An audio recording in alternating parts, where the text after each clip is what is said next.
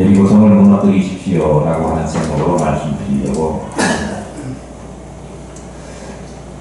우리가 요새 교회 이전을 앞두고 공사를 하고 있습니다.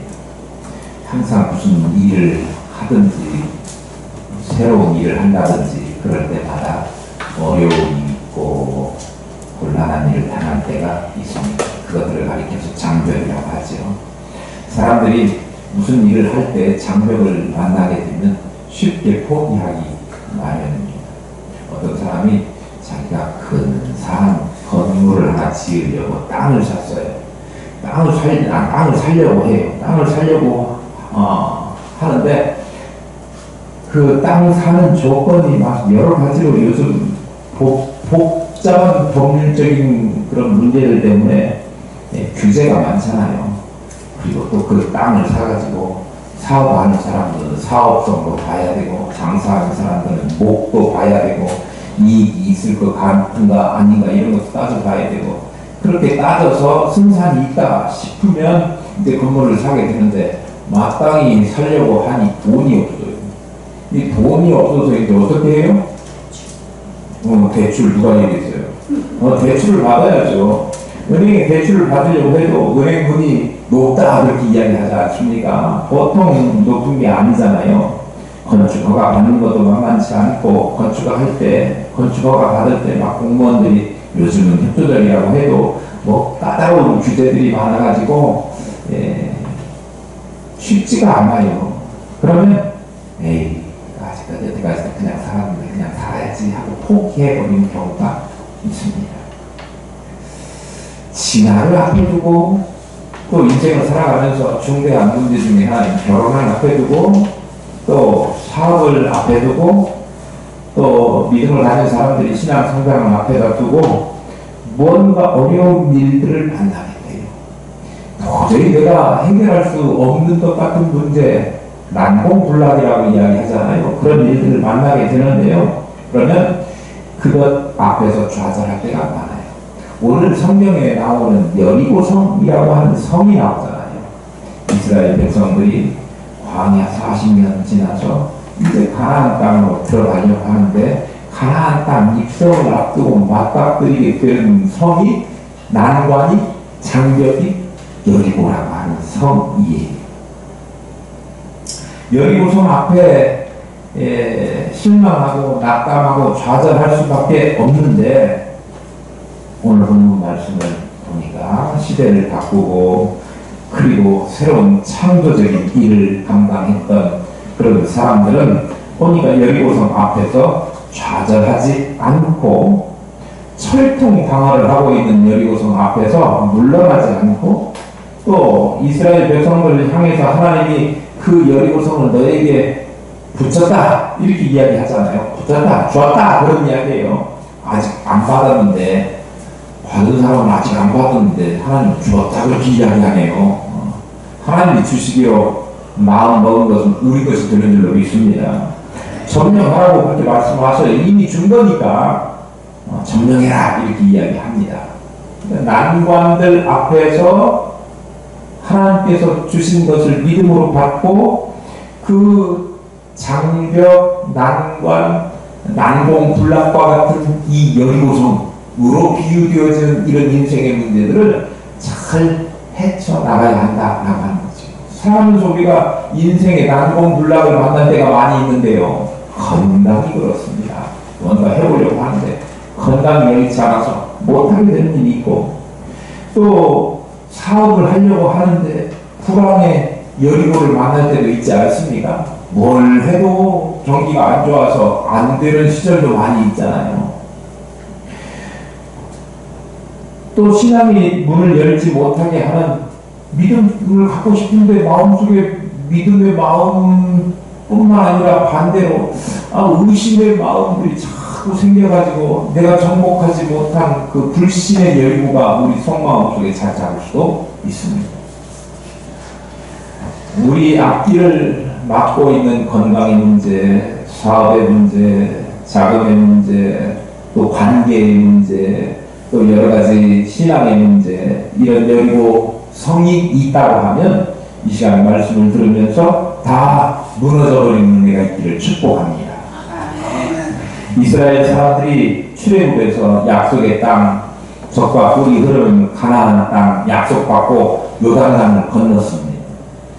그런데 가나안 땅에는 그냥 어서 오십시오 하고 환영하는 그런 프랑카드 들고 있는 사람들이 있는 것이 아니고 가나안에 들어가서 정복해야 될, 다른 말로 바꾸면 쫓아내야 될 7 족속이 거기에 거하고 있었습니다. 오늘 본문의 말씀을 보면 왕들도 있었다 그랬는데 왕만 해도 30여 명이 넘는 왕들이 존재하고 있었어요. 소수 민족들의 왕들이죠. 어쨌든 이들을 쫓아내고 이 가나안 땅을 점령해야 합니다. 그 첫 번째가 여리고성.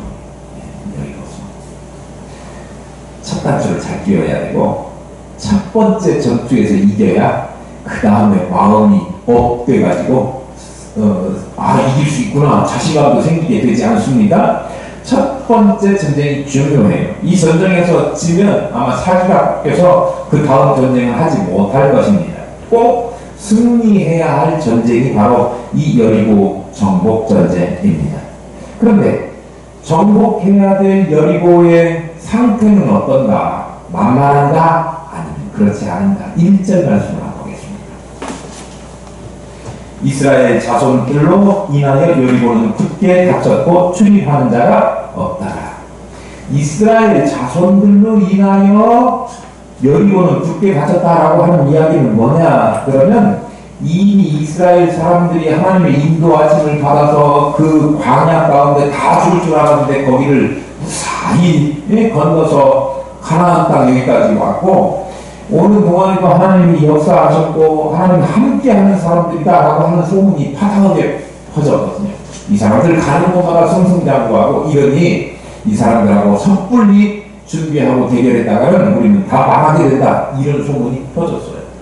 그러니까 이스라엘 사람들을 대하기 위해서는 그보다 훨씬 더 강력한 방안들을 마련했어야 되는 것이지요. 그러니까 여리고에 살고 있던 원주민들은, 여리고성에 있는 사람들은 성을 더 튼튼하게 보완하고 빈틈이 없도록 지키고 그리고 문을 완전히 딱 걸어 잠궈가지고 누구도 못 열게 그렇게 대비를 했습니다. 그러니까 문을 걸어 잠궜으니 출입하는 사람이 있을 리가 없죠. 아무도 얼씬도 못하게 하는 거죠. 그 말이 바로 그런 말씀입니다. 이스라엘 자손으로 인하여 여리고는 굳게 닫혔고 뭐가 됐어요? 처음성이 됐어요. 누구도 들어갈 수 없어요. 활짝 열려있는 것이 아니었다고 하는 사실입니다. 우리가 정복해야 될 가나안 땅 여리고지만 어서 오십시오 라고 열어놓고 기다리고 환영하는 것이 아니라고 하는 이야기예요. 우리가 인생 살다 보면 뭐 열심히 3년 동안 공부해가지고 대학에 합격했다고 하십시다. 그렇다고 해서 미래의 문이 활짝 열리는 거 아닙니다. 결혼해가지고 자녀를 낳았다고 해서 자녀의 앞뒤에 탄탄대로가 열려지는 것도 아니지요. 사업을 시작했다고 해서 무조건 다 사업 한 사람마다 성공하기 합니까? 대학 졸업했다고 해서 그 다음에 막 취업이 막 어서 오세요 하고 그렇게 문을 열어놓고 기다리는 게 아니라 그런 이야기예요. 취업했다고 해서 또 출세하고 승진하고 이런 길이 탄탄대로처럼 막 열려지는 것도 아니라 그런 말씀입니다. 세상이 만만치가 않아요. 우리가 잘 되는 것을 사탄은 싫어합니다. 좋아하잖아요. 우리가 행복해지는 것을 사탄이 좋아하지 않기 때문이에요. 배 아파하죠. 우리가 잘 되고 우리가 땅 사고 돈 사고 그러면 사돈이 배 아픈 것처럼 사탄은 우리 믿음의 사람들이 잘 되고 승승장구하는 것에 대해 배 아파합니다. 여리고 사람들이 이스라엘 사람들이 요단강을 건너와가지고 하나님의 능력으로 마른 땅을 건넜다는 사실을 이미 다 알고 있었고 또 아모리 사람의 두 왕 시온과 오기 당한 그런 일들을 이미 소문으로 다 듣고 있었기 때문에 그 사람들은 철통 방어를 하고 있었습니다. 요새받은 성의 빗장을 다 걸어 잠그고 성의 모든 통로를 다 막아버렸습니다. 그러니까 이스라엘 백성들이 기습 공격을 해가지고 준비를 한다고 하더라도 그 성을 뚫고 정복하기가 쉽지 않고, 아니 불가능한 일로 여겨졌던 것입니다. 그런데 하나님께서 뭐라고 하십니까? 2절입니다. 여호와께서 여호수아에게 이르시되 보라, 내가 여리고와 그 왕과 용사들을 내 손에 붙였으니. 여기 뭐라고 했어요? 보라 그랬습니다. 청성같이 철통 방어하고 있는 여리고성을 바라보라. 그리고 절망이야. 그렇지 않아요. 도저히 무너뜨릴 수 없는 여리고를 바라보라, 그런 이야기가 아니고, 청성처럼 방어하고 있고 도저히 무너뜨릴 수 없다고 여겨지는 여리고지만, 그 여리고마저도 무너뜨리고 그 문을 열어 제낄 수 있는 하나님을 바라보라, 그런 이야기를 하고 있는 것입니다. 여리고와 그 왕과 용사들을 내 손에 붙였다. 정복하게 하는데 내 손을 통해서 하나님께서 정복하게 하시려고 네 손에 다 쥐어준 거다, 그렇게 말씀하시는 거예요. 그러니 두꺼운 성벽만 바라보지 말고 잘 닫혀져서 빗장이 걸어진 그 무너뜨리지 못하는 성벽만 바라보지 말고, 또 철통 같은 무기로 무장하고 있는 그 군사들만 바라보지 말고, 그 군사들 무찌르고도 남을, 그리고 아무리 잘 쌓여진 성이라도 무너뜨릴 수 있는 능력의 하나님을 바라보라, 그렇게 말씀하고 있는 것입니다. 붙여주신 하나님을 신뢰하는 것. 우리가 정말 지금 공사하는 것을 여기에 비유하자면 난공불락이고 도저히 정복할 수 없고 끝이 안 날 것 같은 일을 벌렸어요. 그런데 하나님께서 우리 손에다가 붙여줬다. 숫자로, 경제적으로 이런 것 가지고 겁먹지 말고, 뭘 보라고요? 그런 문제를 하나하나 도우시고 해결하시고 능력 주시고 앞으로 어떻게든지 그 일을 감당하게 하시는 하나님의 능력을 바라보라, 이렇게 말씀하고 있는 거예요.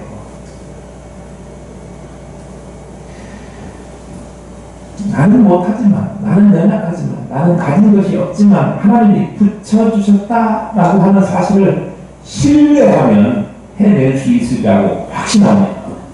히브리서 기자가 이 사건에 대해서 이야기하는 것을 뭐라고 요약하고 있느냐면, 믿음으로 7일 동안 여리고를 두루 다니매 성이 무너졌으며, 이렇게 기록하고 있습니다.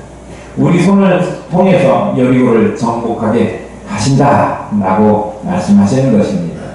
어떤 여리고성이 우리 앞에 있습니까? 하나님이 우리 손으로 정복하게 하실 것을 믿으시는 저와 여러분들 되기를 축복합니다. 인생의 여리고를 만날 때 철옹성 같은 여리고를 바라보면서 절망할 것이 아니라 우리 손을 통해서 무너지게 하시는 하나님을 바라보고 믿어야 합니다. 하나님을 믿는 믿음의 크기가 우리 인생의 크기가 될 줄로 믿습니다. 하나님을 믿는 믿음이 우리 앞에 있는 여리고성을 무너뜨리게 된 은혜가 충만하시기를 소망합니다. 자, 여리고성에 있는 사람들은 나름대로 자기 나름대로의 방어 계획을 세웠겠지요? 누가 공격해요? 이스라엘 사람들이 공격해요. 그러면 이제 방어적인 입장을 취하고 있는 여리고성 사람들, 철통 방어를 했다고 그랬습니다. 자기들은 누구도 못 무너뜨린다라고 장담을 하면서 그렇게 자신만만했을 것입니다. 조건도 유리하잖아요. 성 위에서 아래쪽에 공격해오는 사람을 방어하는 것이 훨씬 수월하죠. 유리한 위치에 있고. 그렇다고 하더라도 하나님의 계획을 능가할 수 없다라고 하는 사실을 우리는 알아야 합니다. 40년 광야길을 걸어온 지치고 피곤한 이스라엘 사람들에게는 정말 그 사람들이 더 월등해 보이고, 우리는 피곤해 지치고 힘도 없고 연약해 보이는 그런 것처럼 보일지 몰라도, 그 가나안 땅의 여리고성에 사는 주민들, 하나님이 볼 때는 아무것도 아닌 거예요. 하나님께서는 주시겠다, 취하라, 붙이셨다 그렇게 약속을 하셨잖아요. 그런데 그렇게 하나님 말만 하고 침묵하시는 하나님이 아니라 여리고를 무너뜨리고 정복하고 그렇게 할 수 있는 계획도 가지고 계신 하나님이시라고 하는 사실입니다. 나는 오늘 말씀을 듣는 저와 여러분이 이 사실도 하나님께서 주시겠다 약속하신 것을 주시겠다고 말만 하시고 아무런 뒤에 대책도 없으신 하나님이 아니라 이미 우리 쓸 것을 예비하고 준비하고 계신 줄로 믿습니다. 아멘 소리가 작고. 하나님 여호수아에게 주신 여리고 성을 무너뜨리게 된 하나님의 계획은 무엇일까요? 3절입니다. 3절 너희 모든 군사는 성을 둘러 성 주위를 매일 한 번씩 돌되 엿새 동안은 그리하라 그렇게 말씀합니다. 군사들 보고 어떻게 하라는 거예요? 군사들 보고 성 주위를 매일 한 바퀴씩 돌고 엿새 동안 그렇게 똑같이 해라. 좀 말도 안 되죠. 성을 매일 한 바퀴씩 돌으라고요? 지금 싸움을 하러 가려면 칼을 갈던지 화살을 촉을 더 벼르든지 이렇게 뭔가 해야 될 것 아닙니까? 그런데 그냥 성 주위만 매일 한 바퀴 돌으라. 제사장들한테는 뭐 어떻게 하라고 말했습니까? 4절 보세요. 7 양감 나팔을 잡고 언약궤 앞에서 행하라. 그리고 7일째 되는 때 성을 7번 돌면서 제사장들은 나팔을 불라 이렇게 말씀합니다. 제사장들에게 기도하라, 사람들을 훈련시켜서 이렇게 용기를 붙어가지고 전쟁할 수 있도록 해라 그렇게 주문하지 않고요. 나팔을 불러요. 나팔을 불러요. 양불로만 나팔을. 무슨 얘기예요? 언약궤를 그리고 언약궤를 메고 선봉에 서라 그렇게 나팔을 불면서 선봉에 서라 그렇게 이야기하고 있는 거예요. 앞장서라. 백성들은 어떻게 하라고 합니까? 5절에 보면 5절 말씀 한번 보세요.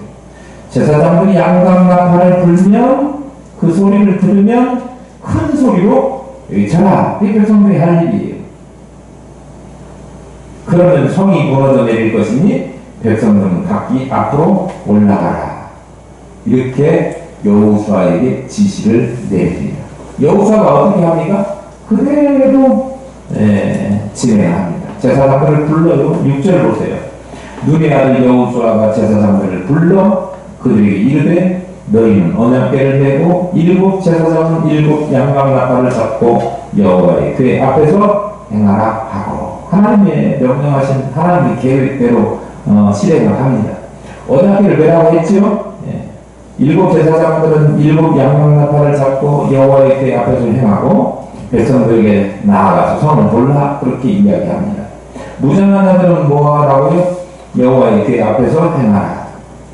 여리고를 정복하는 여리고 공략법이 조금 우리가 볼 때는 황당하죠. 이성적이지도 않고 논리적인 것 같지도 않습니다. 그러니까 사람들은 이런 방법을 우리에게 하나님이 요구하시면 이런 방법을 잘 따르지 않아요.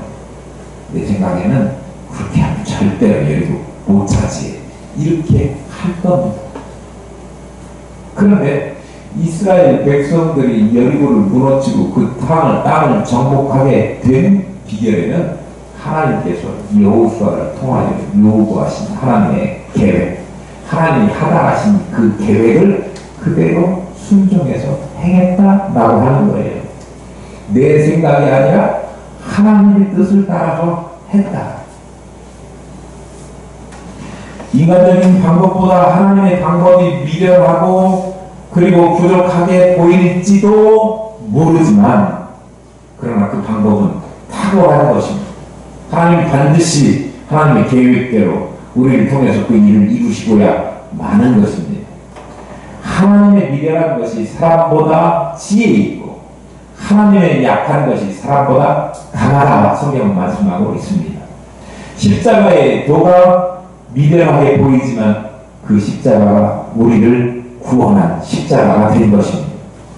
하나님께서 여호와의 말씀에 내 생각은 너희 생각과 다르며 내 길은 너희 길과 달라서 하늘이 땅보다 높음 같이 내 길은 너희 길보다 높으며 내 생각은 너희 생각보다 높으니라. 그렇게 말씀하셨습니다. 홍해 가를 때 모세에게 손에 든 지팡이를 내밀라고 그랬습니다. 그러니까 그 말씀대로 모세가 지팡이를 내밀었지요. 갈라졌습니다. 범죄한 이스라엘 백성들을 향해서 구리뱀을 높이 장대에 달라고 하고 그것을 바라보면 살리라. 살려면 바라보라 그랬습니다. 바라본 사람들은 살았습니다. 그것을 바라보면 질병의 여리고성이 무너져 버리게 되었던 것입니다. 나아만 장군 보세요. 요단강에 들어가 7번 목욕하라 그랬습니다. 오늘날 아무리 좋은 온천에 간다고 해도 문둥병, 한센치병이 나을 리가 없지 않습니까? 말도 안 되는 소리예요. 그런데 성경의 그 말씀대로 행했더니 나만의 한센치병이 다 깨끗함을 입었습니다. 어린아이의 살과 같이 되었다. 그렇게 기록하고 있지 않습니까? 우리의 질병의 문제건 어떤 문제건 내 생각, 내 방식이 아니라 하나님이 원하시는 그 방식대로 할 때 우리의 질병의, 인생의, 또 자녀의 모든 여리고성이 정복되어지고 무너져버리게 될 줄로 믿습니다. 말도 안 되는 말이지만, 말도 안 되는 방식이지만 그렇게 하면 여리고성이 무너져버리는 거예요. 자꾸 내 뜻을 이루려고 하고 하나님의 뜻을 저버리는 그런 사람이 아니라 내 뜻은 접고 하나님의 뜻을 이루어가고 하나님의 방식을 따르면 그러면 진짜 여리고성은 무너져 버리게 될 줄 확신합니다.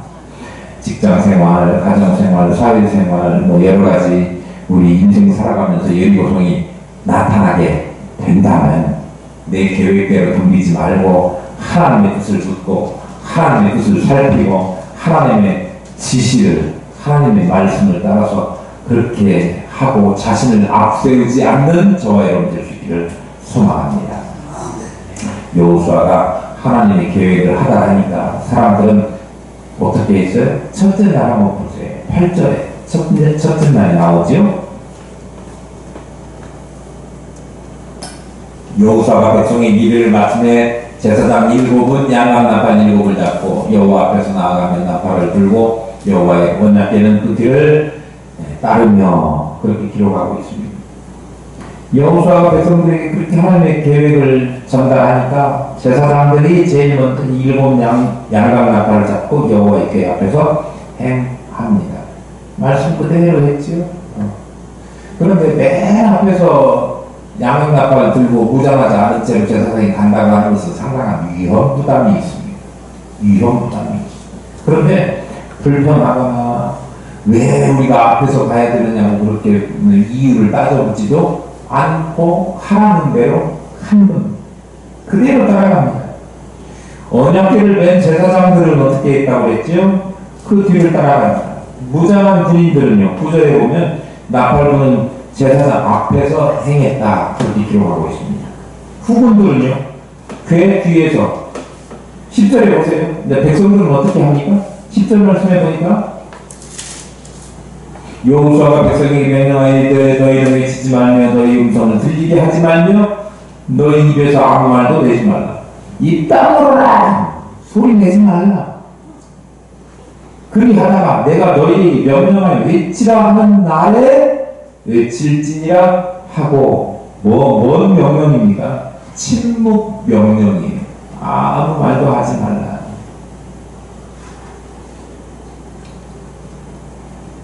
그리고 이제 속만 도는 거잖아요. 매일 한 바퀴씩. 침묵주의에 하는 거하고 똑같죠. 사실은 소리 지르는 것보다 침묵이 더 힘이 있을 수 있어요. 둘째 날도 그렇게 합니다. 12절에 보세요. 아침 일찍 일어나고 그리고 계속 6일 동안 하나님의 지시대로 그렇게 합니다. 15절에 보니까 7일째가 됐습니다. 7바퀴 돌았어요. 20절 보세요. 제사장들은 나팔을 불고 백성들은 소리를 지릅니다.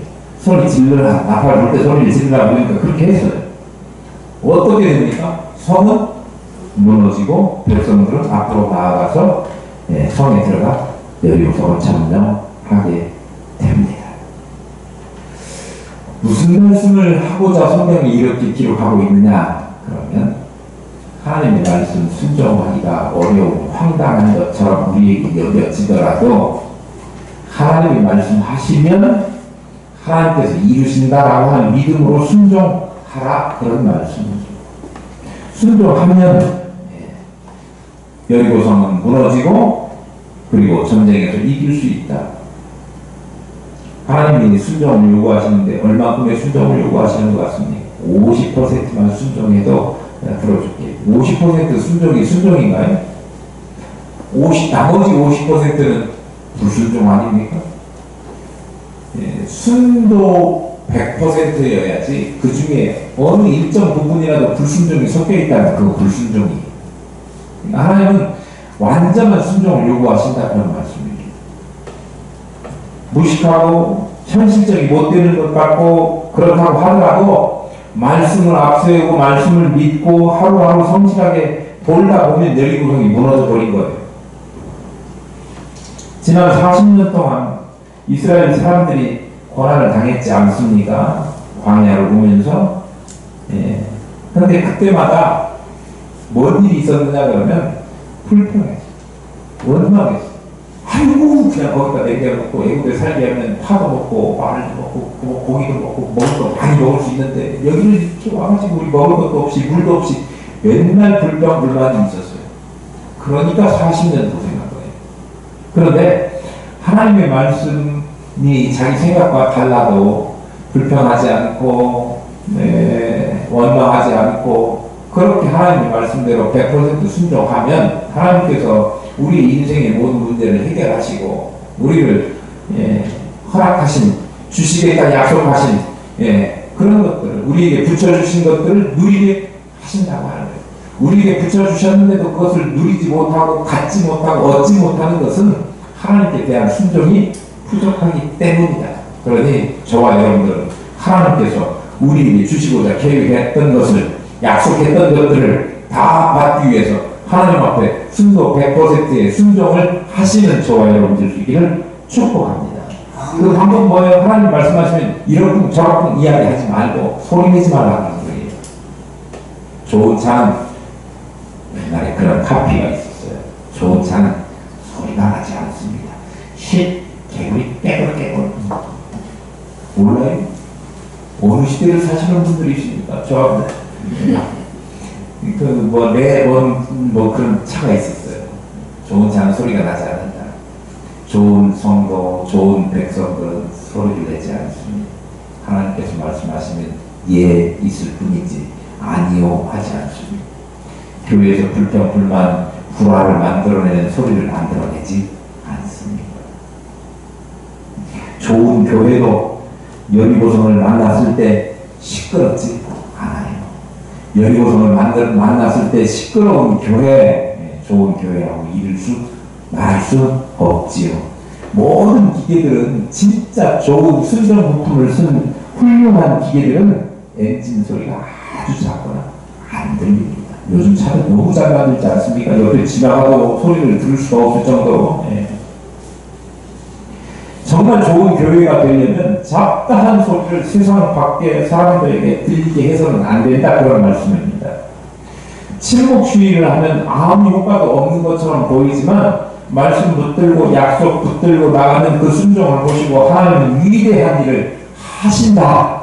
여리고성을 무너뜨리신다.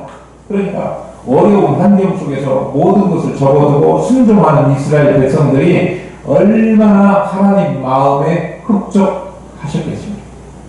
어려우면 어렵다, 힘들면 힘들다 소리가 저절로 나오지 않습니까? 그런데 그런 소리 내지 말고 하나님의 약속만 믿고 하루하루 꾸준히 성실하게 걸어가라, 그렇게 이야기하는 거예요.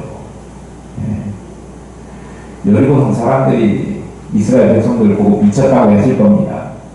안 믿는 사람들이 우리를 바라보고 저 미쳤네, 이상하다 이렇게 이야기할지 몰라요. 그러나 어떤 위기 앞에서도 조용히 하나님을 따르는 모습만 보이고 불협화음 만들지 않고 자기 십자가를 메고 묵묵히 따르는 모습을 보면 여리고성 사람들 그 강팍한 마음도 무너져 내리게 할 수밖에 없다라고 하는 사실이에요.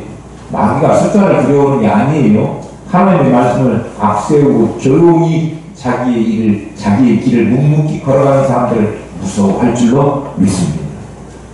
조용히 따르면 되는 거죠. 하나님의 계획을 아는 사람들은 이미 승리의 방법을 알고 있는 사람들 아닙니까? 순종을 요구하신다. 말은 참 쉽지만 대답도 참 잘하지만 어려운 것이 사실이에요. 날마다 우리 자신을 쳐서 순종의 사람 될 수 있기를 축복합니다. 높은 산 오르는 것도 한 걸음부터 하지 않습니까? 말씀을 믿고 한 걸음 한 걸음 순종하면서 나아가다 보면 어느새 뒤를 돌아보면 정말 처음에는 그냥 하느라고 옛날에 있던 거 깨부수고 그래도 지내고 보니까 완성된 화장실도 또 완성된 본당도 이렇게 보게 되는 거죠. 뒤돌아보면 신앙은 한 번, 한 끗, 한탕 잘해가지고 해봐야 되겠다. 그게 신앙이 아니고요. 한 걸음씩 한 걸음씩 매일매일의 믿음과 순종과 이런 것들이 쌓여서 이루어지는 것이라고 하는 것을 우리는 기억하면서 자기에게 맡겨준 것, 언약궤를 메는 사람은 언약궤를 메고 자신의 자리에서 순종하고, 그리고 나팔 부는 사람은 나팔을 들고 자신의 자리에서 나팔을 불고, 또요 무기 든 사람은 무기를 들고 자신의 자리에서 자신의 역할을 잘 감당하고, 소리 지르는 사람은 소리 지를 때에 자신의 위치에서 소리를 지르면 되는 거예요. 맡기신 일을 감당하면서 하나님께서 하루에 한 번씩 서둘러서 하는 게 아니라 서둘러서 하루에 막 한꺼번에 다 돌아버리고 며칠은 쉬고 그게 아니고요. 매일매일 성실하게 하나님의 말씀대로 순종해서 이렇게 하면 하나님 그거 보시는 거죠.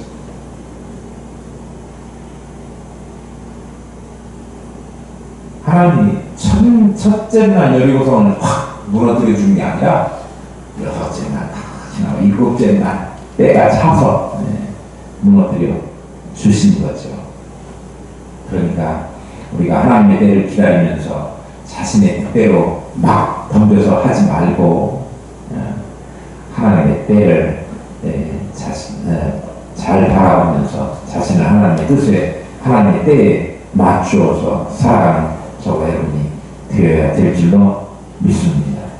여리고성 앞에 이스라엘 사람들 인간적인 명령으로 보면 황당한 것 같지만 그들이 순종했습니다. 질서를 유지하면서 순종하고 일심동체가 되어서 순종했고, 그러니까 하나님 믿으면서 그렇게 순종하면 그들 여리고성만 보이는 게 아니라 여리고성이 보이는 것이 아니라 그 청성 같은 여리고성을 무너뜨려 주시는 하나님을 발견할 수 있게 되는 것입니다. 내 뜻 아니라 하나님의 뜻으로 계획에 묵묵히 순종하시고 여리고성을 무너뜨려서 여러분의 인생에 또 우리 교회에 우리가 앞으로 나아가는 모든 길에 나타나는 여리고성들을 다 무너뜨리고 정복하시는 저와 여러분 될 수 있기를 축복합니다.